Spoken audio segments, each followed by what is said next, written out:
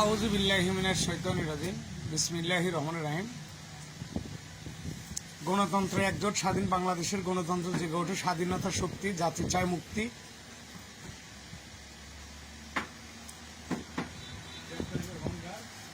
মুক্তিযোদ্ধা শহীদদের সম্মান দাও, স্বাধীন বাংলাদেশের পতাকা হাতে লও, গণতন্ত্র সুবিচারের শপথ লও। এই দেশ গণতন্ত্র, এটা গণতন্ত্রই থাকবে।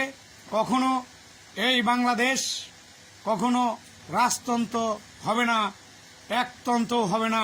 এটা গণতন্ত্র, গণতন্ত্রই থাকবে।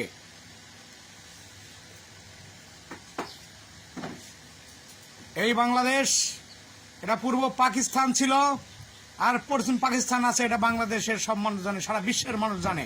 কিন্তু এই পূর্ব পাকিস্তানে যে অন্যায় অবিচার যেগুলা হয়েছিল, সেগুলোর মধ্যে দিয়ে বঙ্গবন্ধু শেখ মুজিবুর রহমান এবং বাংলাদেশের অনেক লোক এই দেশের শান্তি ফিরিয়ে আনার জন্য চিন্তা ভাবনা করেছিল। সেই বাংলাদেশের মানুষ আজ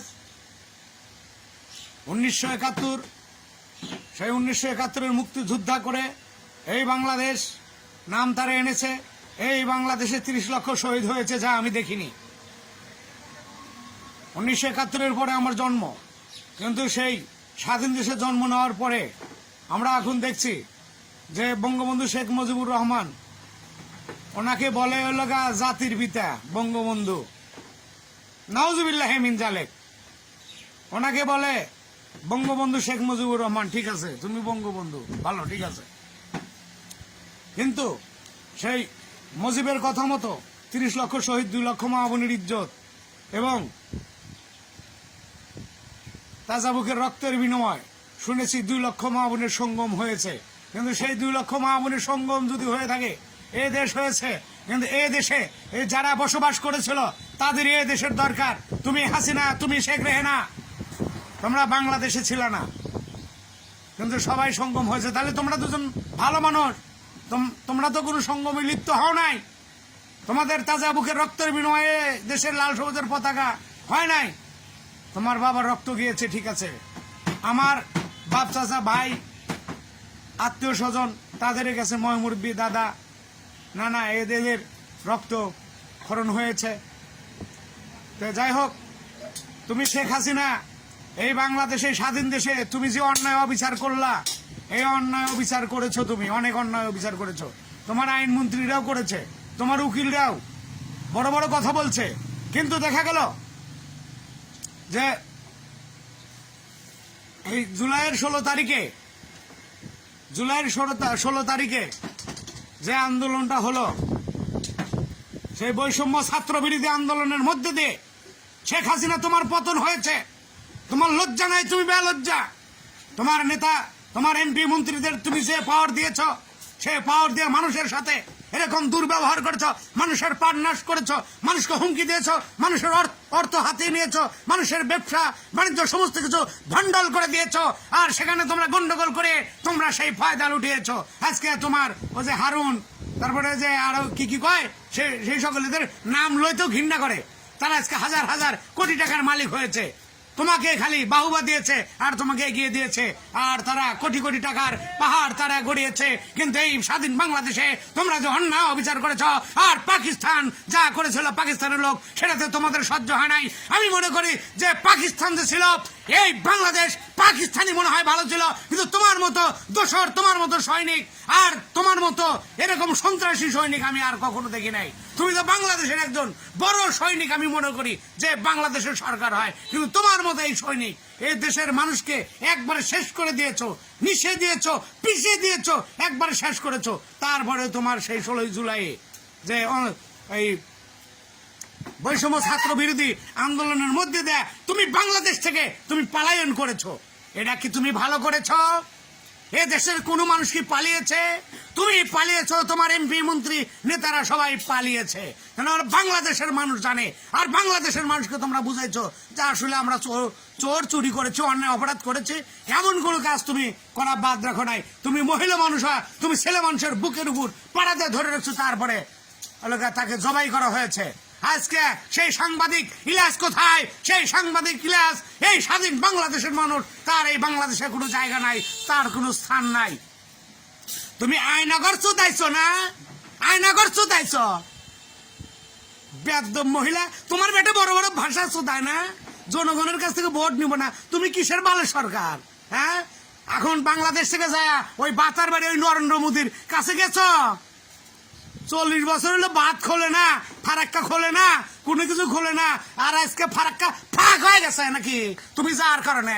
এই নরেন্দ্র মোদী তুই লাইন চোদাস কনে, এই লাইন চোদাস কনে। আর ভারতের ভাইদেরকে আমি বলি 120 কোটি লোক, কিন্তু আপনারা একটা মুসলমানের পিছনে লক্ষ লক্ষ হিন্দু মানুষ পড়লেও আপনার কোনো ক্ষতি করতে পারবে না। নরেন্দ্র মোদীকে ওই চেয়ার থেকে সরিয়ে দেন, এটা হলো আমার অনুরোধ। নরেন্দ্র মোদীর মতো একটা নাস্তিক, একটা মুনাফেক, সেই মুনাফেক মানুষ যেন ক্ষমতায় বসে না থাকতে পারে। হাসিনার চাইলে নরেন্দ্র মোদী নেতৃত্বে হাসিনারও চাইলে বাংলাদেশ শেষ করছে, আবার হাসিনার একটা চাইলে নরেন্দ্র মোদী কিভাবে সরকার থাকে ইনি যায় ওখানেই দেয়। 2 আনা দামের মুরগি কুকুরু কুকুরু কর, হ্যাঁ 2 পয়সার মুরগি কুকুরু কুকুরু কর। আমি শেখ বংশের বলা, আমি শেষ হয়ে গেছি তোমাদের কারণে। আজকে আমার পক্ষস্থলের বিসি অর্থাৎ ধনের বিসি বন্ধ খাওয়া ফেলাইছে তোমার আওয়ামী লীগ।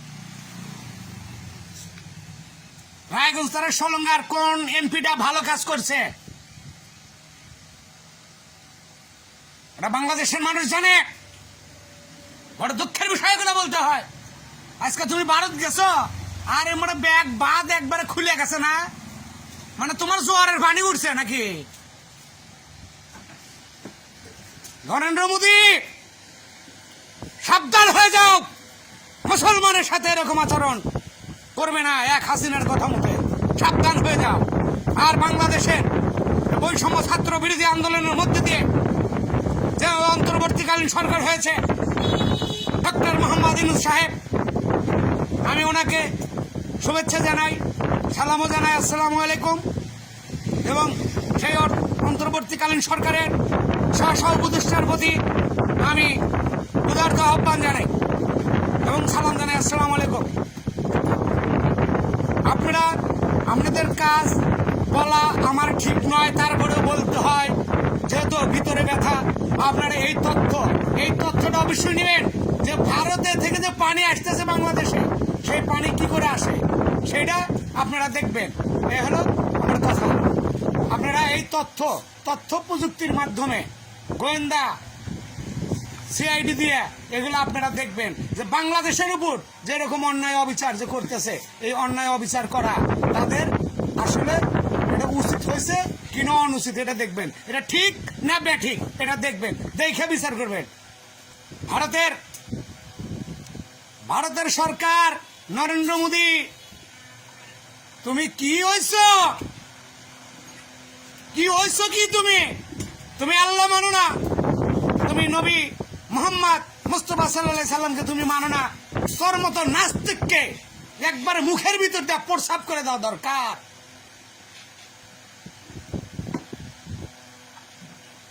মানুষ কতটা বেদব হলে এতটা বেদব হয়, কতটা বেদব হলে এতটা বেদব হয়।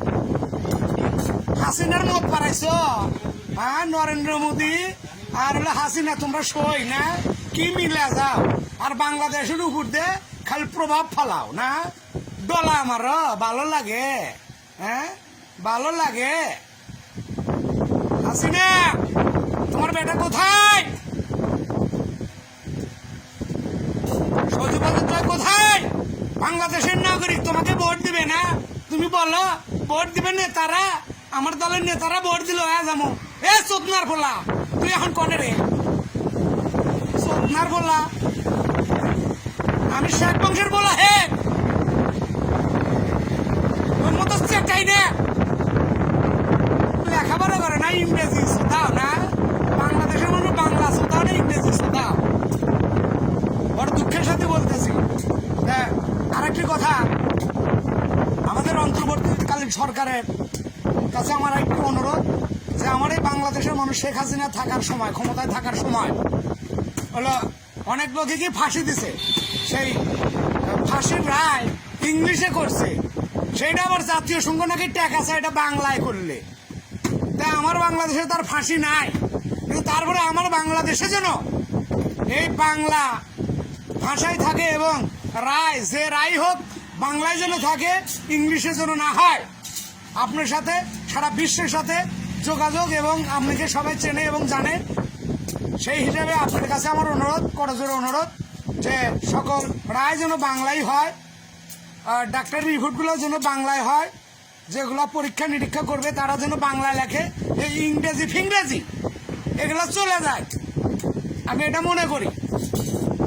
আর আরেকটি কথা আপনি জানেন, আপনি অনেক লোক অনেক কথা বলে, এখন মুখ আছে তাদের, এখন হাসিনার দালালি করছে, তারা তো আপনি ভালো দেখবে না, এবং এই স্ব উপদেষ্টা যারা আছেন তাদেরকে ভালো মনে করবে না। হাসিনা নাই, হাসিনা হলো তাদের হলো গুরু, হ্যাঁ, তাদের হলো দুধ মা, হ্যাঁ, এই আওয়ামী লীগের নেতাদের দালালগারে হলো হাসিনা হলো দুধ মা, তাদের দুধ মা তো নাই, এখন তো তারা না খায় থাকে, এখন কি করবো, অনেক কথা বলে।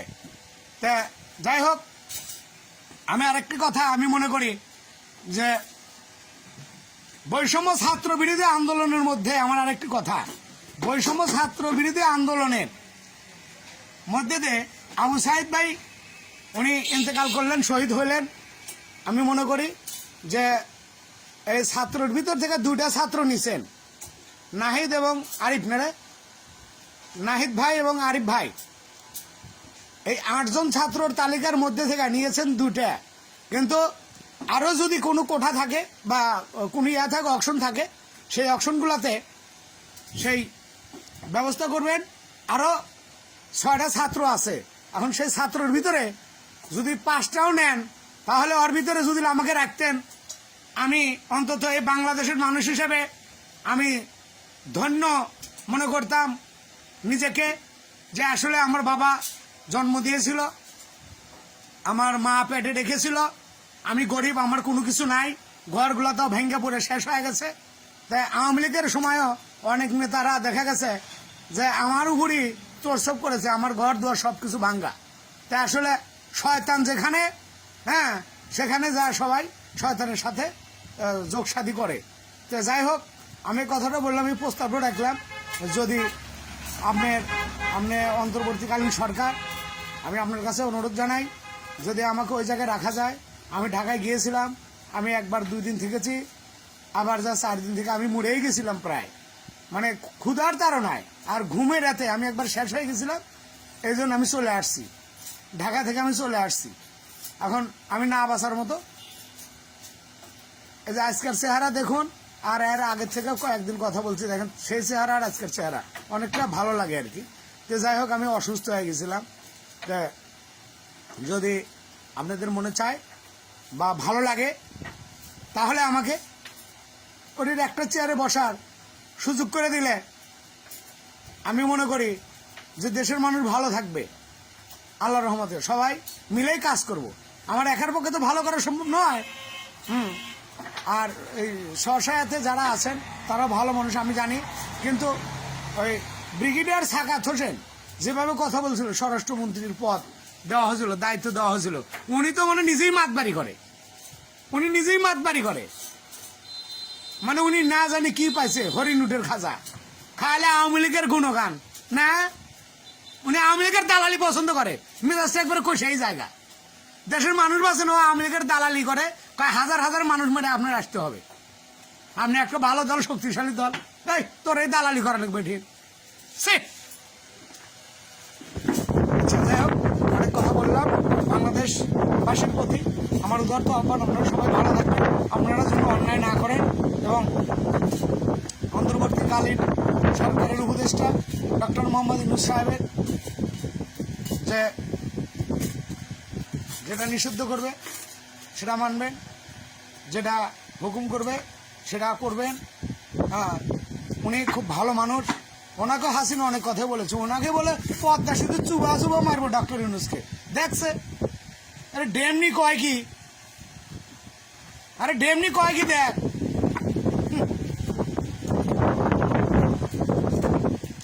যে ফকির শাহ আলম গান লেখছে আর বলছে, ওরে পাঁচ দুয়ারের মাইয়া রে তুই কেমনি এলি রাজসভায়। তে এই দুলাই কথা আমার বেশি বললাম না, বড় দুঃখের সাথে। আর কি বলবো, এই দুলাই বললাম। আসসালামু আলাইকুম, সবাই ভালো থাকবেন, সুস্থ থাকবেন।